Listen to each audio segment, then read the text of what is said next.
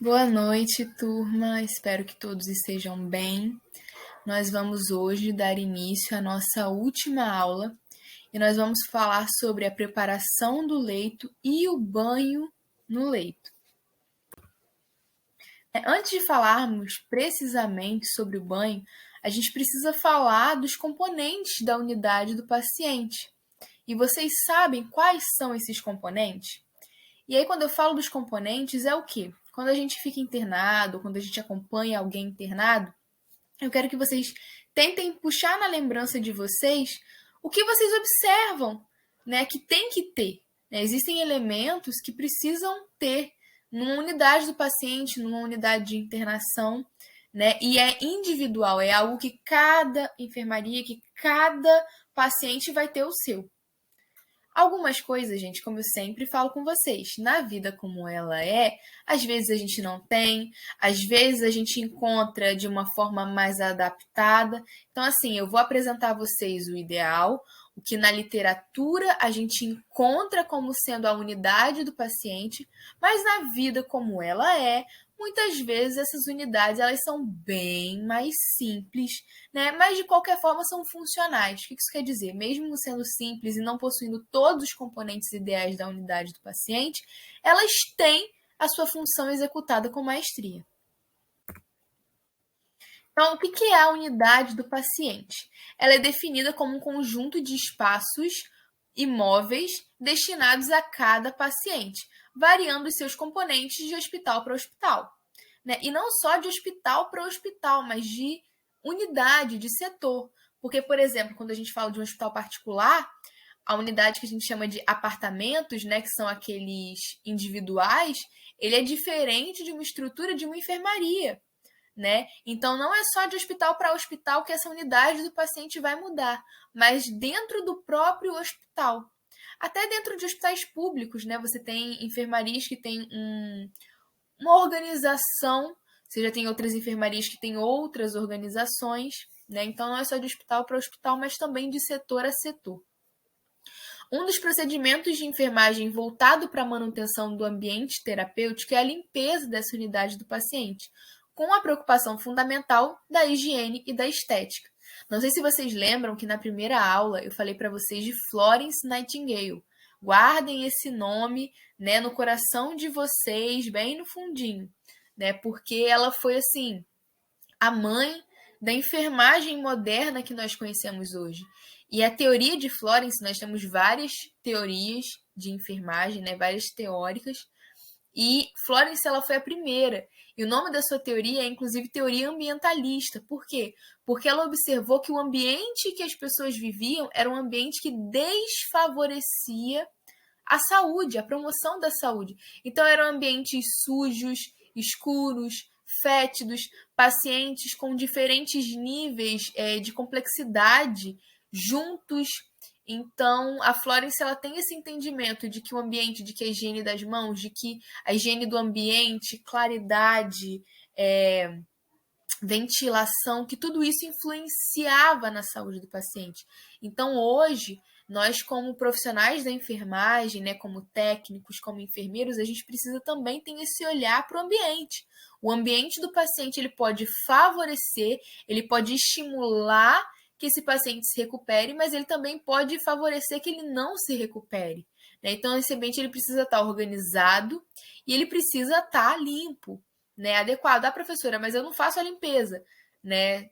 Geralmente, os hospitais, enfim, eles têm profissionais destinados a isso. Mas nós precisamos ter esse entendimento do que precisa estar limpo, de como está limpo.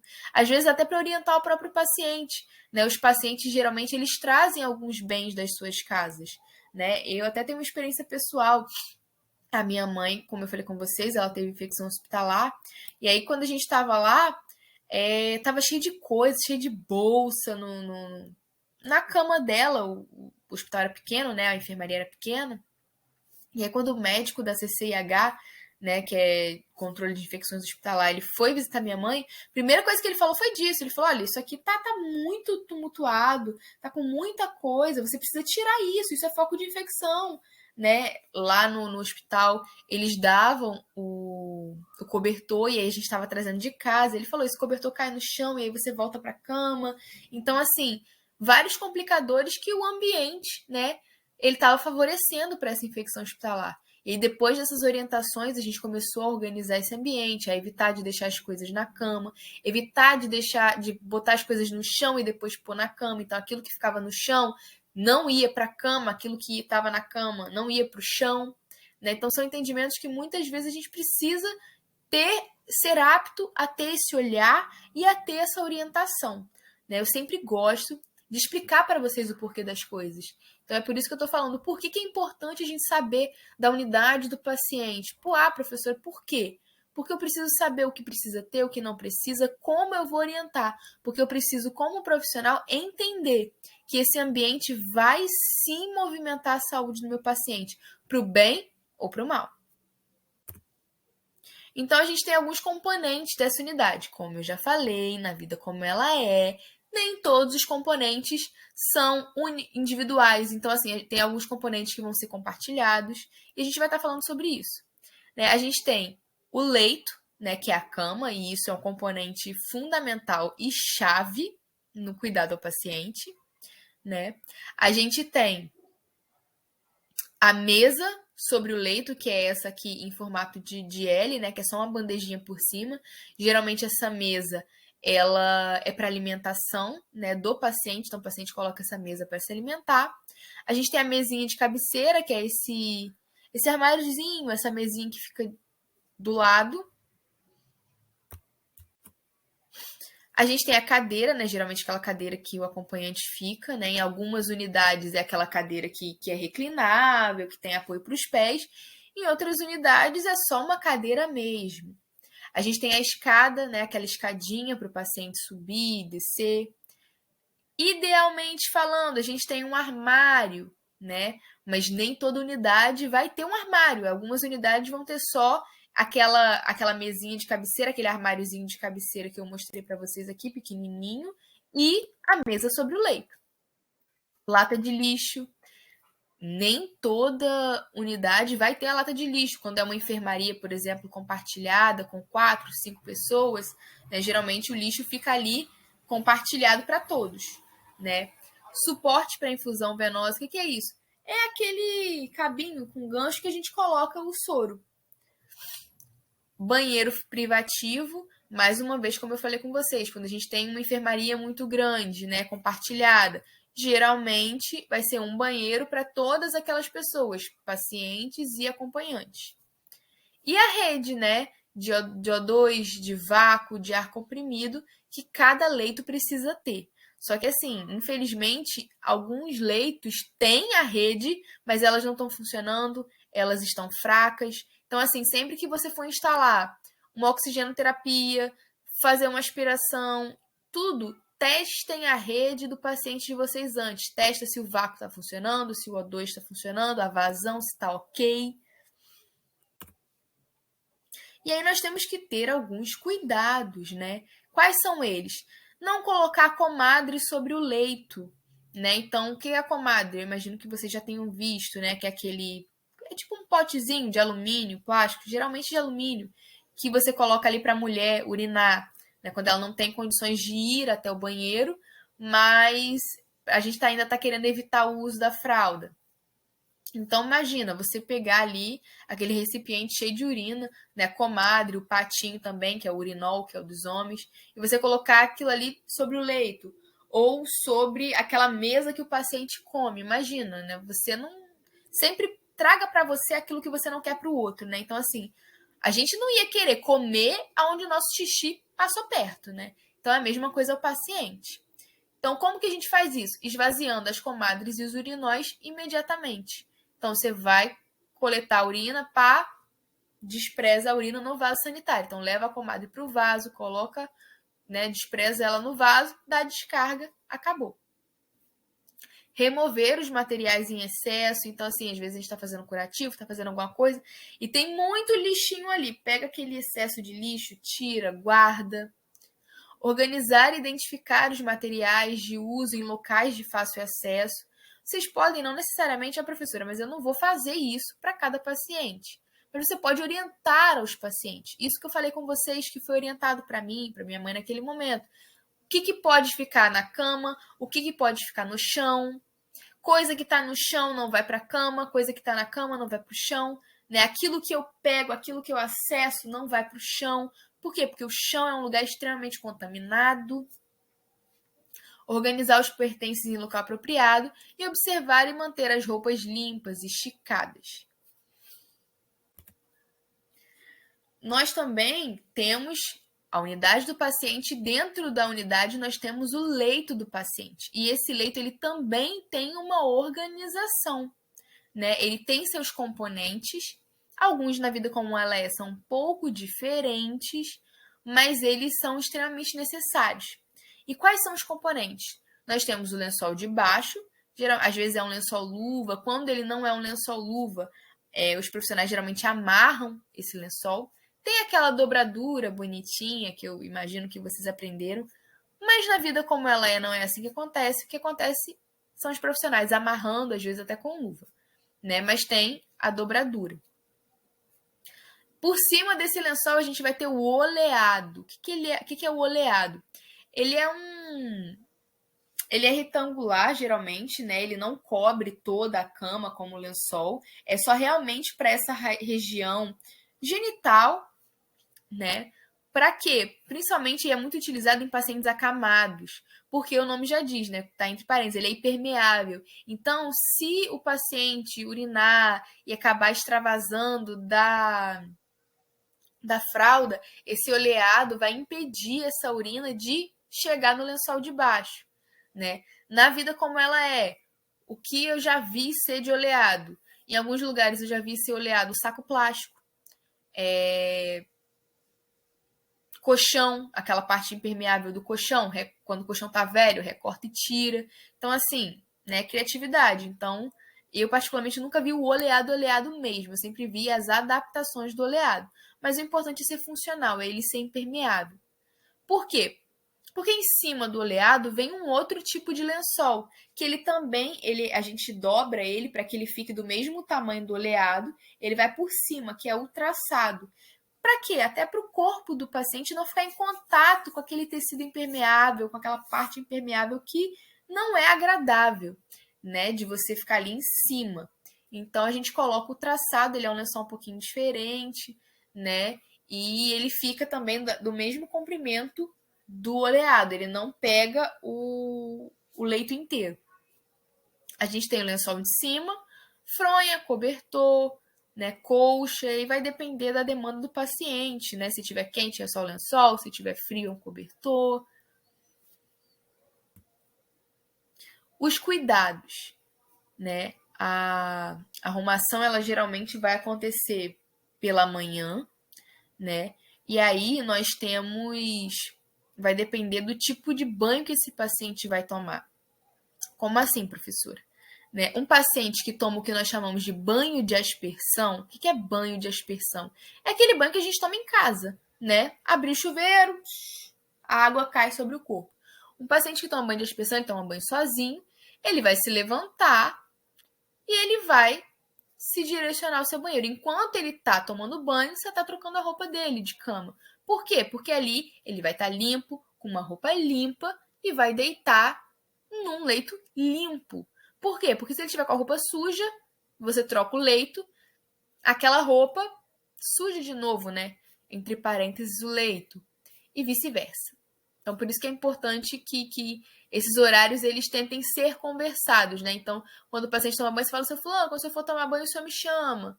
E aí, quando a pessoa vai tomar banho, ela te chama para você fazer essa troca. Se for possível, gente. Nem sempre é possível. Se não for possível, você vai trocar quando for disponível. Por quê? Porque às vezes, na hora que o paciente vai tomar banho, você está dando banho no leito, você está fazendo outra coisa. Então, na vida como ela é, a gente sabe que fazemos nossas adaptações.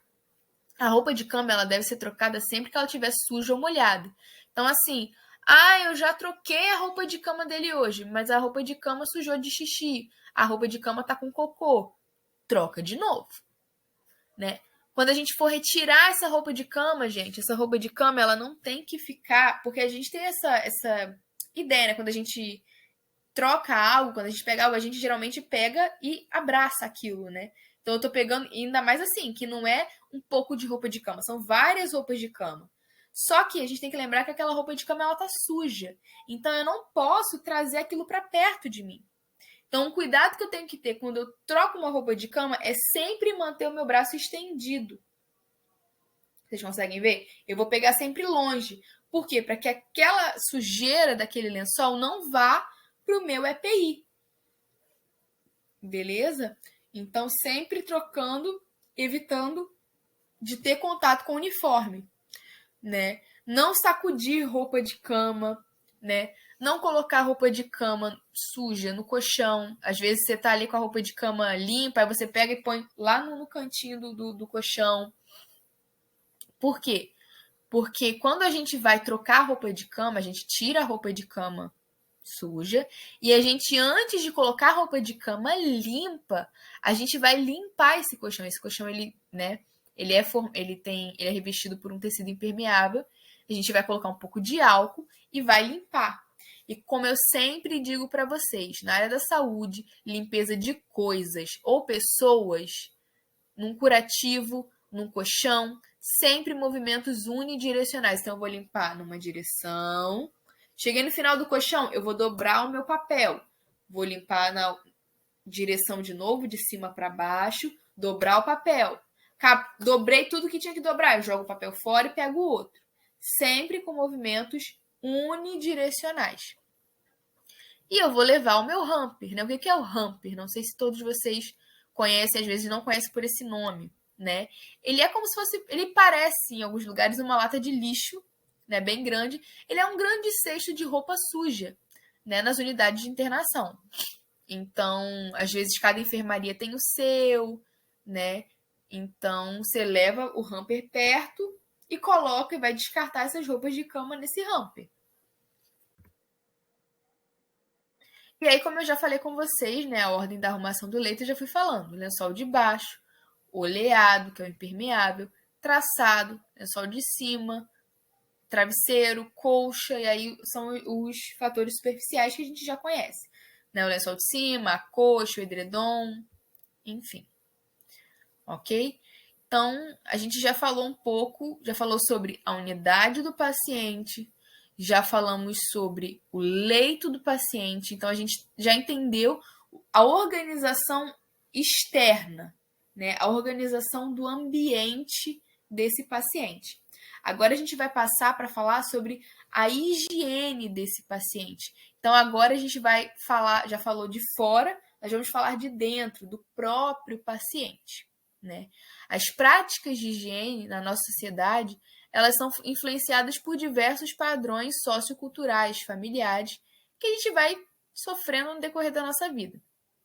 O banho no leito, no cenário hospitalar, ele vai ser configurado como uma intervenção da equipe de enfermagem, que vai promover a higiene corporal e a integridade da pele do paciente e que previne doenças. Então, assim, o banho, gente, ele é um momento terapêutico. Por quê? Porque você vai tirar, né, aquele excesso de micro-organismos que está na pele dessa pessoa. Só que o banho também é um momento que ele requer muita atenção, principalmente em pacientes graves. Eu brinco que quando a gente dá banho num paciente de terapia intensiva, por exemplo, é um olho no peixe e outro no gato, né? Por quê? Porque no banho você movimenta esse paciente, você vira ele de lado, você vira ele de frente e você mexe. Então, quando você movimenta o paciente, você mobiliza secreções, você mobiliza fluxo sanguíneo e tudo isso no paciente grave interfere. Então, você tem que ficar sempre olhando. Ah, eu tô dando banho aqui, mas eu dou aquela olhadinha na saturação para saber se tá ok. Eu mesmo já tive que parar banho no leito para aspirar paciente, porque a paciente começou a descompensar. Você começa a mexer, começa a saturação mexer juntinho. Então você tem que aspirar, tirar aquele excesso de secreção. Então é sempre, eu tô falando isso para vocês, para que vocês tenham a ciência de que o banho no leito não é só simplesmente o ato de eu limpar alguém, né? Mas é o objetivo de promover conforto, é algo que promove saúde, mas também é algo sério, que eu preciso ter esse olhar, esse direcionamento em relação aos sinais vitais do meu paciente. Foi comprovado cientificamente que os movimentos e a fricção, né, essa limpeza que a gente faz, que é exercido durante o banho, pode estimular as terminações nervosas periféricas, a circulação sanguínea. Então, por isso que muitas vezes, né, depois do banho, tem essa sensação de conforto, de relaxamento. A equipe de enfermagem, ela é a responsável, né, a grande chave por esse cuidado de higiene do paciente, né? E essa higiene ela sempre deve ser voltada para a percepção, se o paciente pode ou não se lavar sozinho, né? Aquilo que eu sempre falo com vocês. A gente aprende, né, assim, porque nós precisamos promover a autonomia desse paciente, certo? Então, tudo que o paciente puder fazer sozinho, o certo é que ele faça. Se ele consegue lavar seu tronco superior, o certo é que ele lave. E você lave apenas aquilo que ele não consegue. Mas na vida como ela é, a gente sabe que existem prazos, existem horários, né? A gente dá banho no leito, a gente vai administrar uma medicação, aí tem aquele outra pessoa que já está sentindo dor e você vai administrar um SOS. Então são vários complicadores. Se você trabalha num lugar onde você tem essa possibilidade de deixar o paciente se banhar naquilo que ele consegue e você fazer o complemento, é excelente, faça isso. Mas se você trabalha num lugar onde você tem muitos pacientes, onde a sua demanda é muito corrida, né? Uma coisa assim que eu oriento é, se o seu paciente tem condições, deixe que ele faça duas coisas. A higiene oral, né? Porque é algo, né, é mais minucioso, né? Tem que ter um cuidado. E a higiene íntima, porque, né, a região genital, ela é é algo muito próprio, às vezes gera muito constrangimento. Então, é uma coisa que vocês, se vocês têm como, e o paciente tem condições, deixem que ele faça isso sozinho, com você supervisionando, ok? Também não é tipo assim, largar o paciente lá, não, deixa o paciente lá, então eu vou ali atender o seu fulano e daqui a pouco eu volto.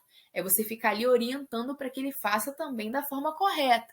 Não adianta você deixar o paciente ali se ele não sabe fazer da forma correta, e ele vai fazer de qualquer jeito, do jeito que ele sabe, e ele pode até pegar, às vezes, uma infecção, porque não limpou adequadamente.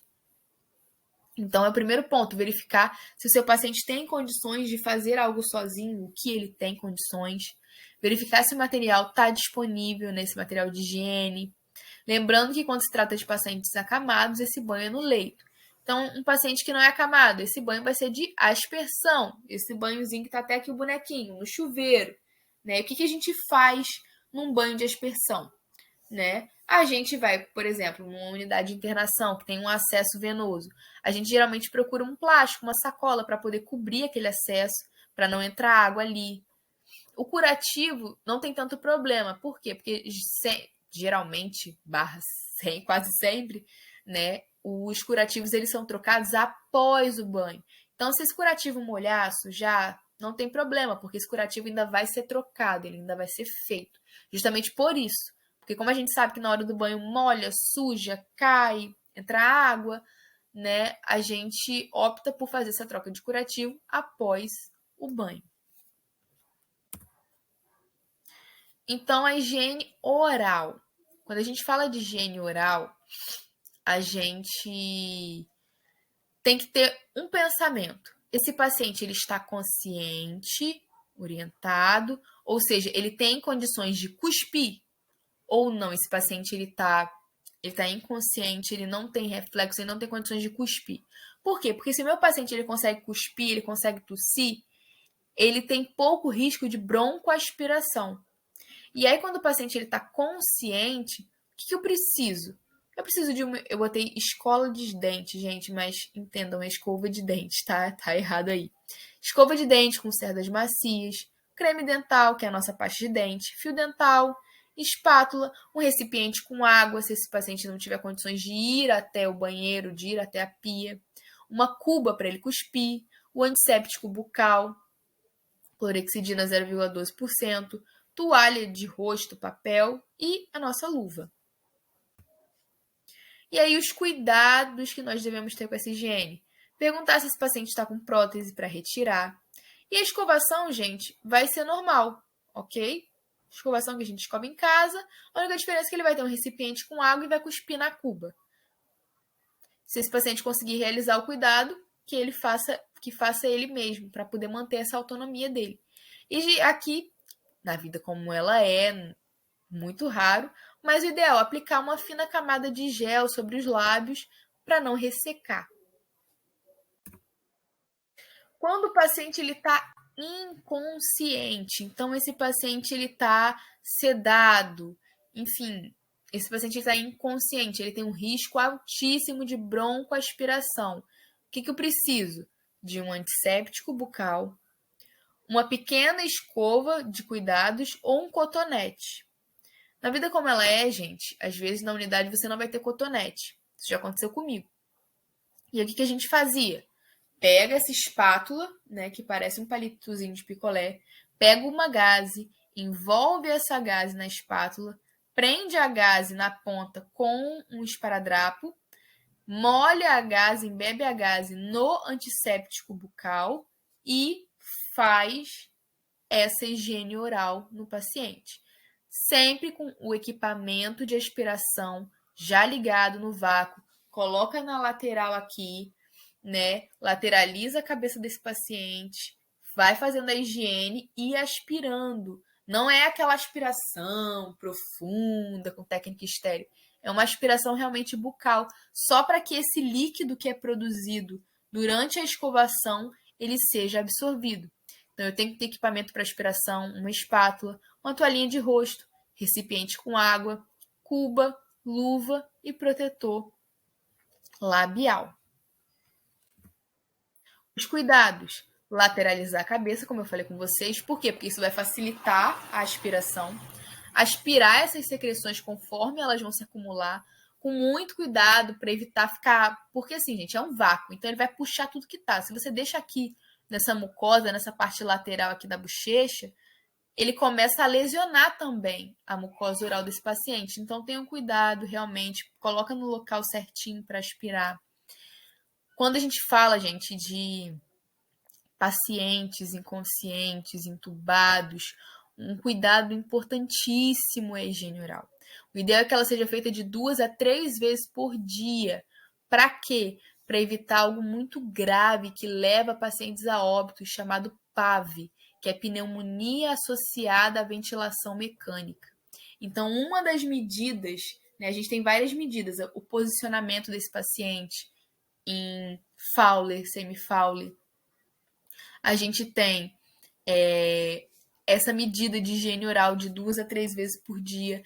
Para quê? Para evitar que essas secreções que ficam acumuladas aqui na cavidade oral, elas cheguem de forma assim, bruta, né? Falando, né, no português mais direto, para que essas secreções não desçam para o pulmão e gerem ali uma pneumonia, ok? Então é um cuidado muito importante, simples, que a enfermagem tá ali direto, mas que pode salvar a vida de uma pessoa. E aplicar uma fina camada de gel. Na vida como ela é, não costuma ser feito, mas é o ideal. E aí, depois dessa higiene oral, a gente vai para o banho no leito propriamente dito. Eu gosto sempre, quando eu fazer higiene oral antes. Por quê? Porque você não precisa de compressa, você não precisa de toalha, então é uma demanda de material um pouco diferente. Então, eu fazia geralmente a higiene oral e depois eu fazia os cuidados no banho no leito.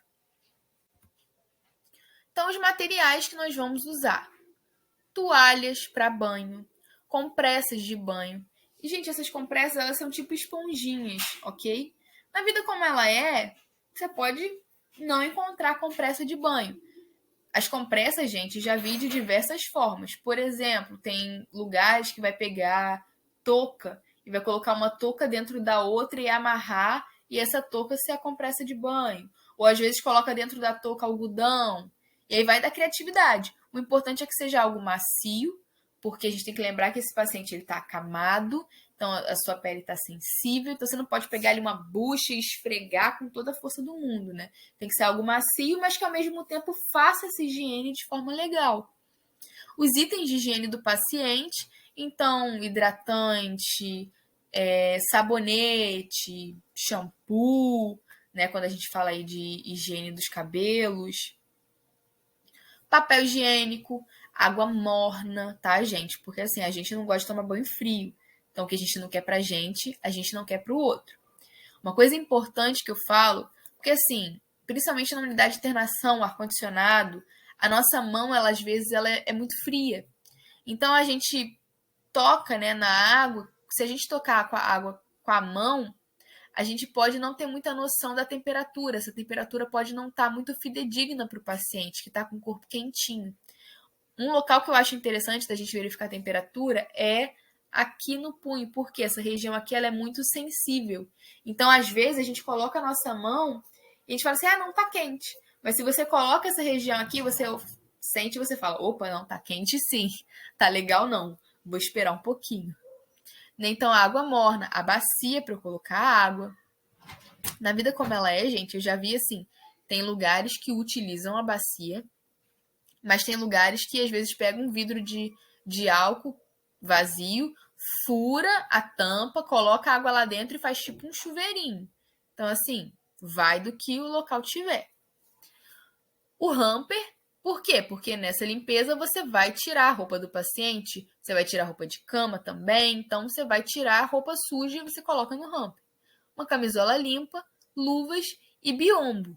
Se esse paciente ele tiver internado naquele apartamentozinho, né, que é só ele, ou se ele tiver internado e for uma cortina, você não precisa levar biombo. E aí os cuidados iniciais, observar os sinais vitais desse paciente.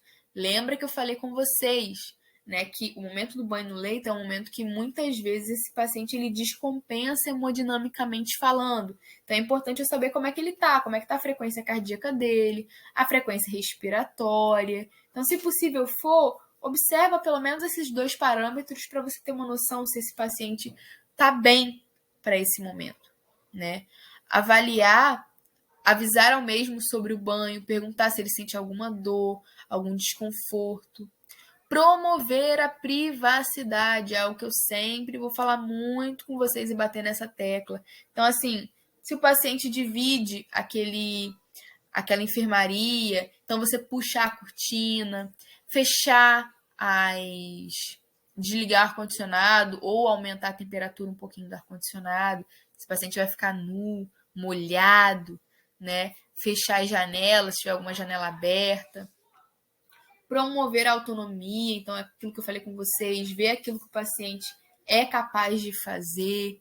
Então, se ele puder fazer algo sozinho, que ele faça. Verificar se as rodas estão travadas, porque, gente, é muito difícil. Às vezes, quando a roda está estragada, é muito difícil você fazer, se dar banho no leito, enfim, fazer esses cuidados com a roda destravada, com a roda quebrada, porque você precisa ter um cuidado de, na hora de movimentar o paciente, segurar a cama, porque senão a cama vai junto, né? E aí é um risco de acidente para você, para o paciente.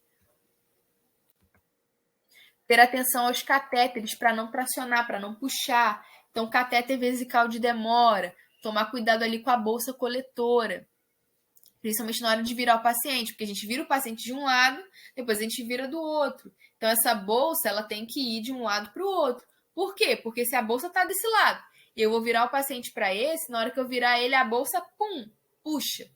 E aí, eu não sei se vocês já viram um catéter vesical de demora. Ele tem um balão na ponta dele que você insufla com água. Aquele balão fica preso ali na bexiga para impedir que essa sonda ela desça. Então, quando você puxa toda aquela estrutura do paciente, você machuca.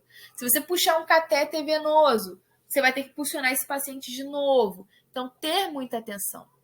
Avisar o enfermeiro se vocês verificarem áreas hiperemiadas ou pálidas. Então, você viu uma área vermelha. Lembra que eu falei com vocês que o cuidado na hora do banho no leito é muito importante para a gente, principalmente, atuar na prevenção e no cuidado inicial de lesões por pressão.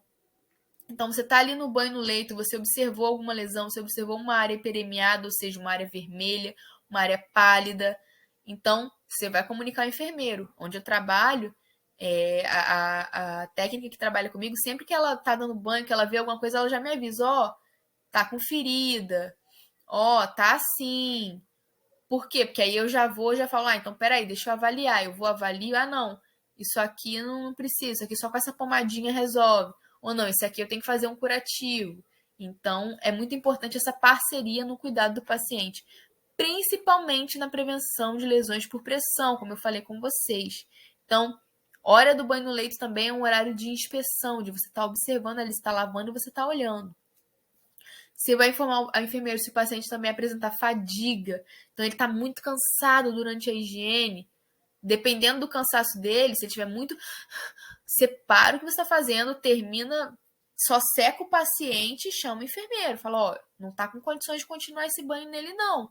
Ele está muito cansado, ele está com dispneia, ele está com muita dor, né? Então espera. Ou pode ser feito se o paciente, quando o paciente está assim, muito instável hemodinamicamente falando, né? Tá com dispneia, ou quando esse paciente está com muita dor, a gente faz o que a gente chama de banho parcial, que é só uma higiene para o conforto. Então é só lavar axila, pescoço, virilha e região genital. Esse tipo de banho, gente, ele é um tipo de banho mais voltado para emergências. Então é isso que eu falei com vocês. O paciente não está com condições físicas de tomar um banho no leito completo, a gente dá o parcial, ok? E aí, qual que a gente faz? Primeiro, prepara esses materiais. Então, prepara as compressas, as toalhas, vê o que o paciente tem, organiza, todos esses materiais que a gente falou. Coloca o biombo ou fecha as cortinas. Importante oferecer o patinho ou a comadre antes do banho, porque imagina, você tá ali no banho do paciente, no meio do banho, e a gente sabe que quando a gente mexe com água, quando a gente se molha, a gente tem vontade de urinar, né? E com o paciente funciona do mesmo jeito. Então, é importante vocês oferecerem esse patinho, porque vai que você tá no meio do banho e o paciente quer urinar. Às vezes o paciente urina no meio do banho, né? Então você já limpou aquela região, tem que limpar de novo, né? Trocar fralda, às vezes você já começou a troca ali das roupas de cama e tem que trocar de novo. Então é importante oferecer esse patinho, essa comadre antes. Fazer a higiene das mãos, verificar se o leito está travado, abaixar a grade lateral do leito. Né? No caso, geralmente, quando se dá banho em dupla. Né? Então você vai abaixar as duas se o banho for em dupla. Se acontecer alguma coisa, você está dando banho sozinho, você abaixa só a grade do leito que você tá, do lado que você tá. Retira o pijama desse paciente e cobre ele, geralmente com um lençol. Por quê? O ideal é que a gente vá descobrindo o paciente à medida que a gente for banhando. Não precisa deixar ele todo nu. Porque se você deixar ele todo nu, primeiro que ele vai ficar constrangido, ele vai ficar com frio. Então vai descobrindo aos poucos. A gente faz essa brincadeira de descobrir, não é nem brincadeira, né? A gente faz esse jogo de descobrir e cobrir. Então, eu vou limpar o braço, não precisa deixar o peito do meu paciente exposto. É só o braço que eu quero. Então, eu vou descobrir esse braço. Encher a bacia com água morna e iniciar a limpeza. E aí, como é que é a organização dessa limpeza? É o que a gente chama de céfalo podálico ou céfalo caudal, né? Da cabeça ao pé. É nessa direção e nessa organização que a gente dá o nosso banho no leito. Então, inicialmente, a gente vai para o rosto. Se esse paciente usa lente de contato, ele vai retirar essa lente de contato. O olho, gente, a gente vai sempre lavar da parte interna, de dentro para fora. Dobrei a gaze, de dentro para fora. Por quê? Porque dentro é mais limpo do que fora. Então, é sempre unidirecional.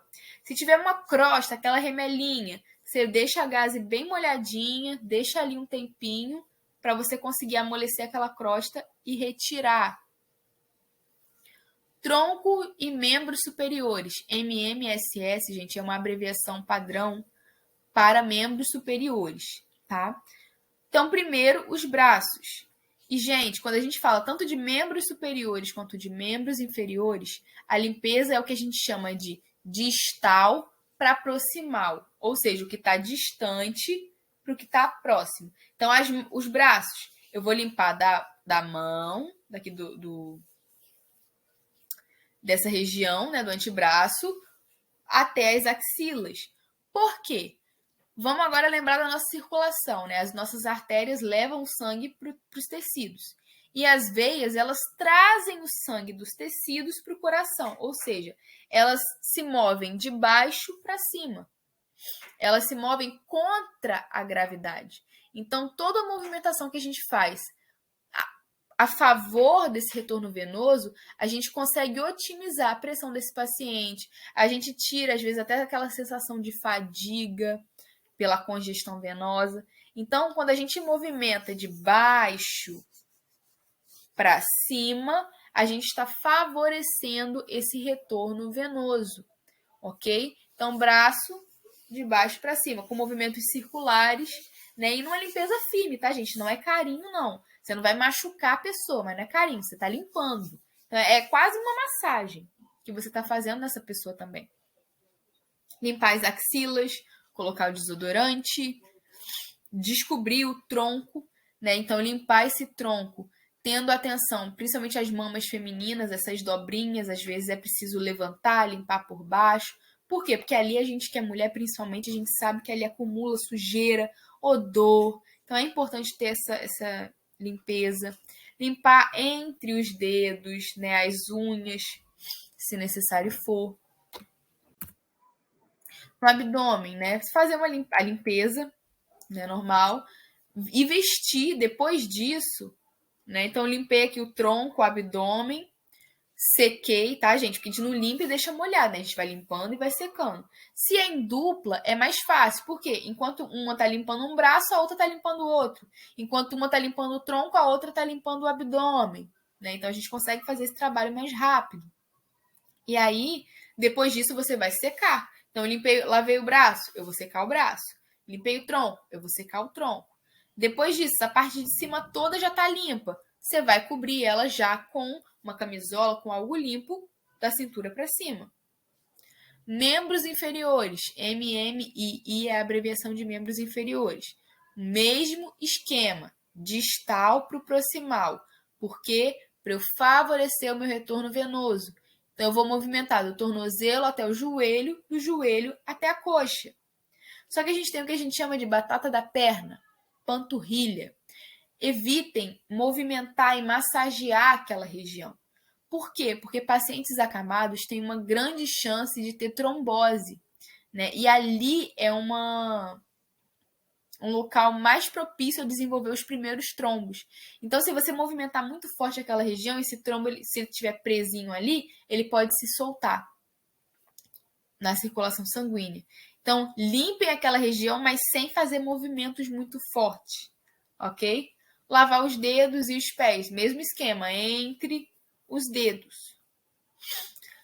Quando a gente está falando agora de higiene íntima, região perineal da mulher, né? A gente sabe que a mulher tem ali o meato uretral, tem o canal vaginal e o ânus. Sempre limpar da região menos contaminada para mais contaminada. Então, eu vou limpar da onde sai o xixi, que é do meato uretral, vagina e ânus. Dobrei a gaze, meato uretral, vagina e ânus. Dobrei a gaze, meato uretral, vagina e ânus. Sempre nessa organização, dobrando a gaze. E evitar tensionamento, evitar puxar esse catéter vesical de demora, o CVD. A região perineal do homem.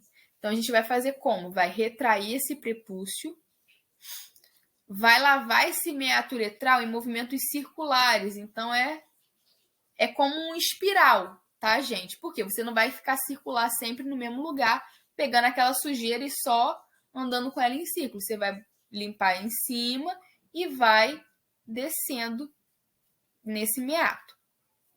Depois disso, vai lavar o pênis, o escroto. E a mesma forma, gente, evitar puxar o catéter vesical de demora. Não sei vocês, né? Principalmente as mulheres que nunca deram banho no leito. Na minha graduação, tinha uma preocupação muito grande, né? Se o homem tiver alguma ereção durante o banho no leito. E assim, gente, se tiver, vocês interrompem essa parte do banho no leito, né? Enfim, fecha a fralda, espera os ânimos acalmarem um pouco para depois banhar essa região. Mas geralmente isso é algo assim. Eu particularmente já dei banho várias vezes em homens, troco fralda, e eu nunca presenciei isso. Nunca. Porque é uma situação assim tão constrangedora para todos, homens, mulheres, né? Ter uma outra pessoa te banhando, uma outra pessoa trocando sua fralda. Então é uma situação tão constrangedora que esse tipo de situação não costuma acontecer. Quando a gente vai limpar, isso tudo o paciente está em posição supina, deitado de costas. A gente precisa também limpar as costas e as nádegas. Então, depois de toda essa limpeza, na frente, a gente limpa o verso. Então, vai virar esse paciente, vai limpar as nádegas de frente para trás, beleza? Para não levar essa sujeira para a vagina da mulher, para não levar essa sujeira para o escroto do homem. Vai, depois disso, vai lavar as costas do paciente, vai aplicar alguma loção corporal, um hidratante, se o paciente tiver, vestir esse paciente, ok? Né, a parte de baixo dele, trocar fralda, enfim, tudo que for preciso ser feito. Vai voltar o paciente para a posição original. E aí, gente, é que estão elas, né? Isso é concomitantemente à preparação do leito. Então, na hora que eu lavei as costas do meu paciente, eu vou tirar toda a roupa do leito até a metade do paciente. Então, ele está de costas, eu tiro esse oleado, esse lençol de baixo, eu tiro e enrolo até empurro um pouquinho para debaixo do meu paciente. Então, ele vai ficar com metade do leito arrumado, ainda com a roupa suja, e a outra metade do colchão vazio. Eu vou limpar esse colchão, lembra que eu falei com vocês, unidirecional, e eu vou colocar toda a arrumação agora com o lençol limpo. Então, eu vou pôr o lençol limpo de baixo, um outro oleado, um outro traçado, e eu vou deixar ele enroladinho até a metade onde o paciente está, evitando que o lençol limpo encoste no lençol sujo. Depois disso, eu viro o paciente, então, vamos supor, o paciente está virado para vocês. Eu viro o paciente para o meu lado, então agora o paciente ele sai da onde o lençol sujo dele está, ele vem para a parte limpa. O meu colega do lado vai tirar o lençol sujo, botar no hamper, vai limpar o colchão daquele lado e vai pegar, quando o meu paciente ele passa por cima, aquele bolinho que ficou ali do lençol limpo, enroladinho, ele fica exposto para o meu colega da frente desenrolar e amarrar do outro lado. Então, do outro lado, ele vai colocar o lençol de baixo também, o oleado e o traçado. Depois disso, eu vou voltar o paciente para a posição original dele, né? Confortável, ajustar, botar ali se tem